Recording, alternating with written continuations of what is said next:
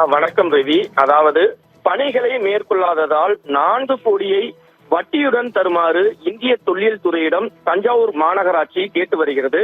அதாவது உலக புகழ்பெற்ற தஞ்சை பெரிய கோவில் இந்திய தொல்லியல் துறை கட்டுப்பாட்டில் உள்ளது. இந்த நிலையில் கிரிவல பாதை மற்றும் ஆற்றுப்படித்துறைகளை சீரமைத்தல் உள்ளிட்ட பணிகளை மேற்கொள்வதற்காக தஞ்சாவூர் ஸ்மார்ட் சிட்டி திட்டத்தின் கீழ் 4 கோடியே 80 லட்சம் நிதியை தஞ்சாவூர் மாநகராட்சி ஒதுக்கி தொல்லியல் துறையிடம் கடந்த 2022ஆம் ஆண்டு கொடுத்தது.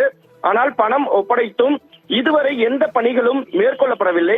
குறிப்பிட்ட காலத்திற்குள் பணிகளை முடிக்கவில்லை என்பதால் அந்த திட்டத்தை தஞ்சாவூர் மாநகராட்சி ரத்து செய்தது.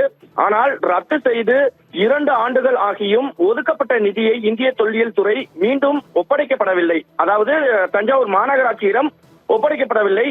இந்த நிலையில் 4 கோடி 80 லட்சம் தொகையை வட்டியுடன் ஒப்படைக்குமாறு தஞ்சாவூர் மாநகராட்சி இந்திய தொல்லியல் துறையை கேட்டு கடிதம் ஒன்று அனுப்பியுள்ளது.